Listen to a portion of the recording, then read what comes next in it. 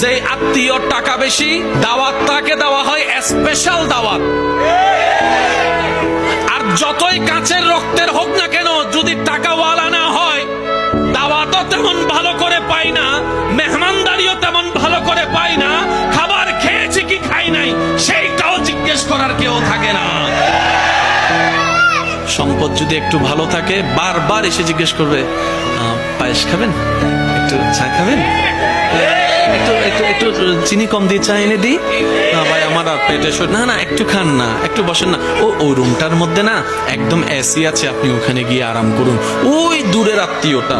আর যেটা কাছের আত্মীয়, সম্পদ তেমন নাই, পাশ দিয়ে গেলেও জিজ্ঞেস করে না, সে আশা নিয়ে বসে থাকে, হয়তো আমাকে একটু জিজ্ঞেস করবে, আচ্ছা খাই না খাই অন্তত জিজ্ঞেস তো একটু করুক, মনটা বড় হবে যে না আমার আত্মীয় আমাকে একটু জিজ্ঞেস করেছে। এই আশাটাও আশার মধ্যে থেকে যায়, স্বপ্নটা স্বপ্নের মধ্যে থেকে যায়, কল্পনাটা আর বাস্তবে রূপ নেয় না, কারণ আমরা এখনো পাক্কা মুসলমান হতে পারি।